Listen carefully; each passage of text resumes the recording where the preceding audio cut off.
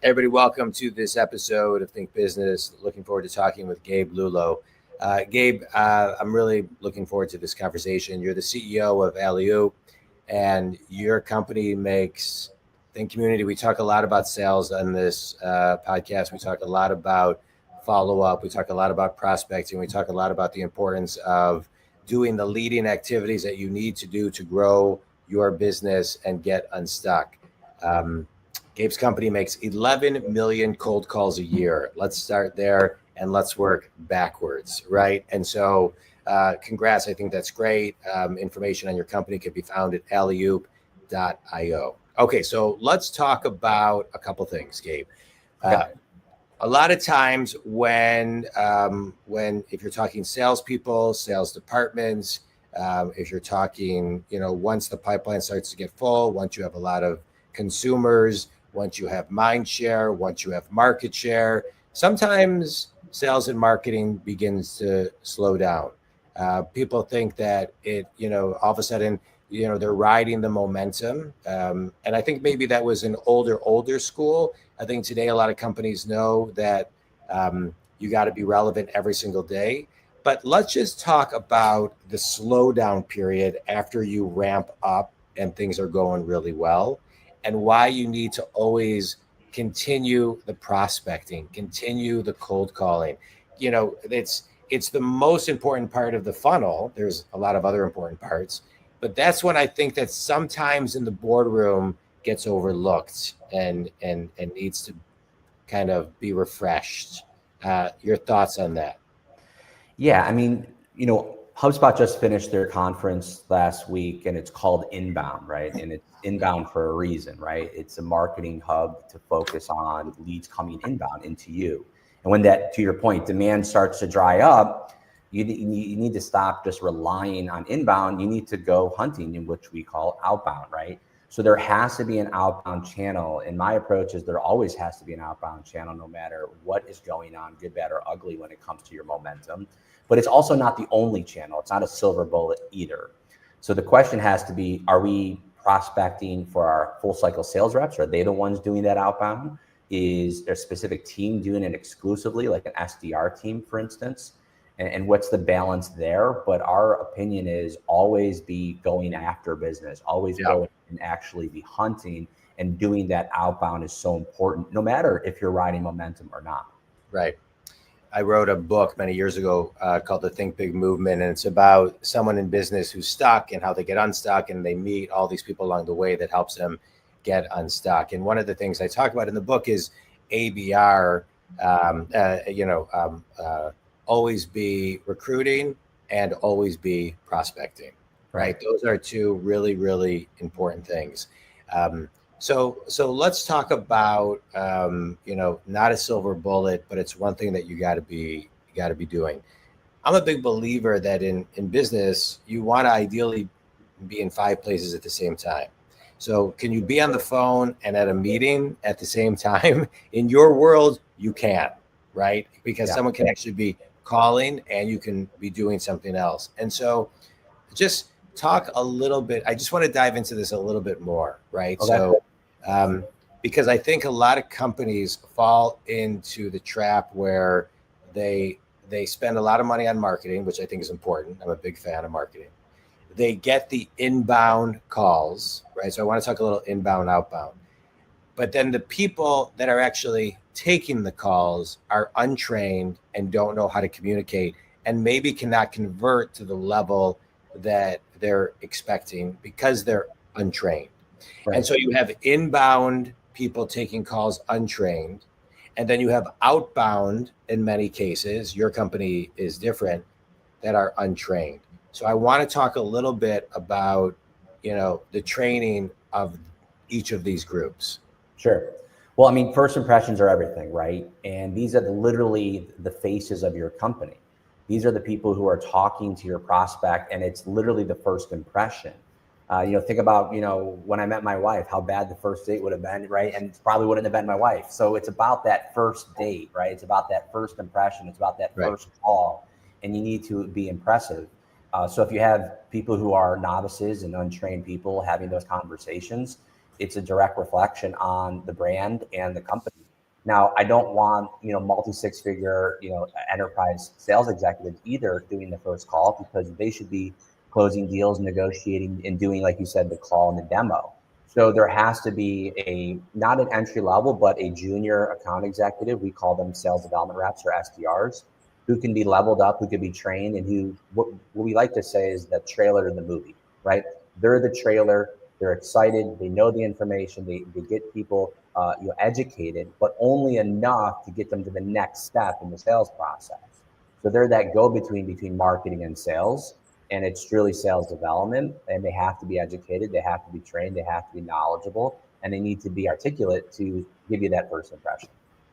Talk about when you talk about articulate. I want to talk about and we'll get into your business in a minute, but I think prospecting is prospecting, and you're doing it at a very high scale. Talk about the power of listening and asking the right next question. Yeah, my mom taught me a long time ago, you got two ears and one mouth, right? The cliche. And a lot of people who are in sales are salesy. And I say that the best salespeople in the world don't sound like salespeople, right? You have to be what we call prescription-based selling, like a doctor, right? You have to figure out what the issue is, what the problem is. And the only way to do that is you need to ask thoughtful questions, and then listen to those questions and have active listening skills. Correct. On high, so you can truly understand, one, is it even worth a demo? Is it worth a conversation? What the problem is, and maybe you got to put some salt in the wound to reinvigorate that there is an issue, to motivate them to meet and to find a solution. But yeah, salespeople don't sound like salespeople. I know we get this salesmen, pushback. A lot of people love to buy, but they don't like to be sold. So we have to come across as, hey, listen, what is the issue? Ask the right discovery questions. We call them qualifiers. Ask those qualifying questions to make sure you're spending time with the right people at the right time to have a good, hopeful demo and move it forward from there. Yeah, I do a lot of sales training. I work with solopreneurs to Fortune companies, and I work with salespeople and managers and executives. And I hear that a lot from people who say, like, hey, I need to grow my sales, but I don't want to sound salesy. Right. And I always, there's many things I say, but one thing in particular is, the sales is about asking questions, not about telling.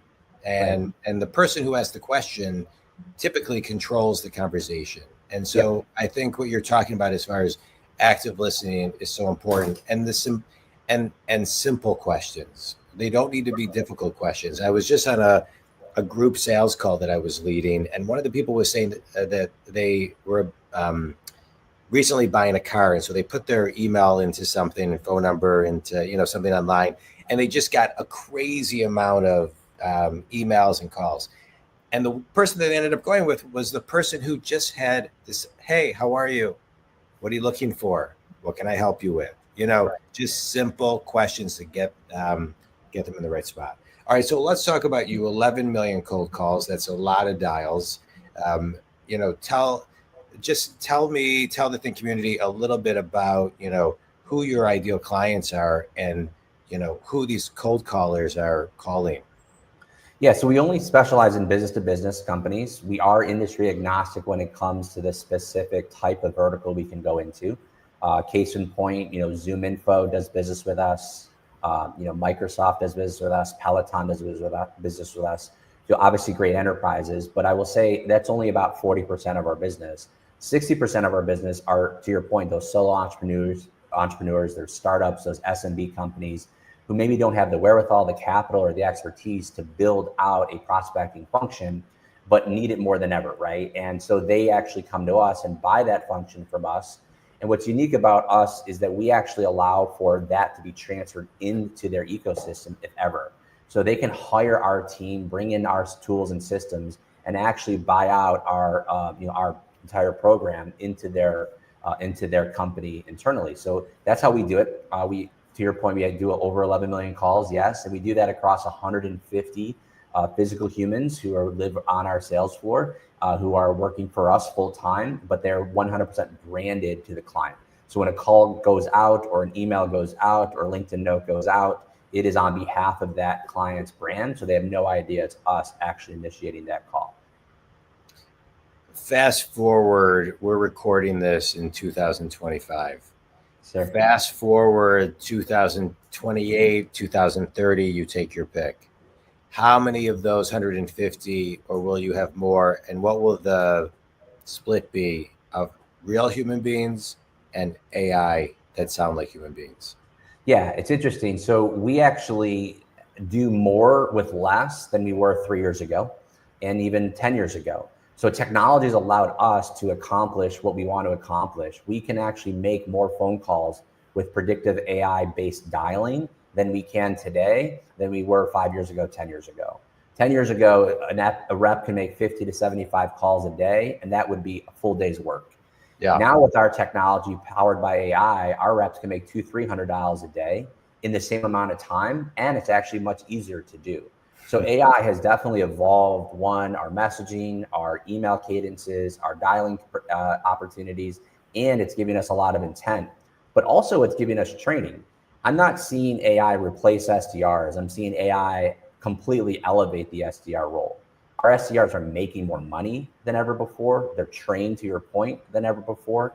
We have an AI training tool that would actually do a lookalike identically almost to the ICP that we're prospecting and the vertical. And they do role plays with them every morning. It's kind of like getting on the treadmill before you work out. And they're literally role playing with an AI prospect before they get on the phones live. And it gets them going and it gets them trained and it gets them enabled. So we're using AI every single day, but it's really to enable the reps and to actually do more with less. I think it's amazing. And I love hearing that type of story. But do you also think that AI will give you more people power, right? Let's say we have the same 150. Will we have another, 150 AI voices in the next 3 to 5 years?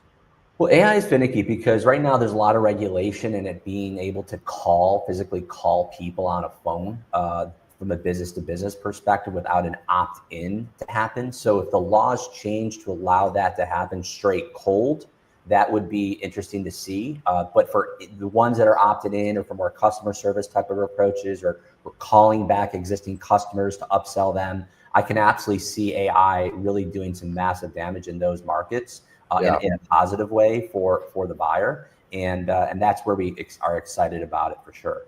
Yeah, I think it's great. I mean, I'm a big fan of AI doing all the things that you said, I use it at least 10 to 30 times a day, to help me spark something. I mean, and the businesses like yours that are using it to as you described, so good, so smart, and so nice that it's not replacing, it's just accelerating people's growth. So that's great. All right. So you talked about your mom earlier, that she told you, hey, you got 2 ears, you got 1 mouth. What's another piece of wisdom that whether your mom, your dad, any mentor along the way kind of laid the foundation of you to be the entrepreneur that you are today? Yeah, I mean, my grandfather was an entrepreneur. He had restaurants, he did real estate. He was always a guy that worked for himself, and that really, sparked my interest. It was actually interesting. I grew up in a very blue collar town of Buffalo, New York. So everyone that I saw who made money that was older than me was doing it in a physical labor scenario, right? Yeah. Whether it's working at the local Ford plant or the steel plant, or smelling like fish at 3 a.m. when they come home from the restaurant, bartending. And so when I saw all this, I was like, wow, I have to physically, get dirty to make money. And then I saw some people who actually, got some interest in me and mentored me how to sell. And I'm like, oh my God, I can talk and make money. This is incredible. And so that's really got me on the road to starting my own business and getting into the sales game. It's great. All right, quick speed round. Book that's had a big impact on you. The 21 Irrefutable Laws of Leadership by John Maxwell. He's good. Yeah, John's great. That's a great book. Best piece of wisdom you've ever received? Make up in numbers what you lack in skill. Grit and work ethic can never be better than anything else. Yeah, that's a good one. Finish this sentence. One thing everybody can do to make prospecting number 1, 2, and 3 on their list is? Just pick up the phone. Don't get scared. People just, I think the biggest thing that people are scared about is starting. Just pick up the phone, and no matter what they say on the other end, it's not going to kill you. Gabe, I could not agree with you more. I think that is the community. We talk a lot on this podcast. We talk all about types of business, Gabe, and I can't believe how many people are afraid to pick up the phone today. Exactly. And I talk to so many people who are scared of the phone, don't call people, rely on email, rely on text. And one thing I always talk about is people are getting less calls because people are more scared today to pick up the phone. So pick up the phone and call anybody. I mean, CEO, COO, head of this, VP of that. I mean, just pick up the phone. They're getting less calls. And the people that you're calling typically are from an old school place where they like a phone call. Yeah.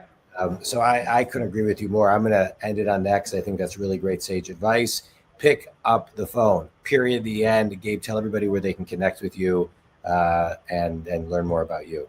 Yeah, Gabe Lullo at LinkedIn. I'm very bullish on LinkedIn, post every day. So reach out. I'll be here to talk to you. Great. Think community, reach out to Gabe if he can help you. Cold calling, outbound, inbound, training, picking up the phone. I mean, everything we talked about today was actual human beings picking up the phone, whether it's inbound or outbound. It's so critical for the growth. And we talked a little bit about AI. One way to always stay in front of AI is pick up the phone. Yeah, exactly. Yeah. All right, Think community. Thank you, Gabe. This was great. I appreciate it. If you want to reach out to Gabe, you can reach out to him at allyoop.io. You can reach me at johndwoskin.com. Gabe, stay on and we'll catch up a little bit more. Thanks, everybody. Thanks, John.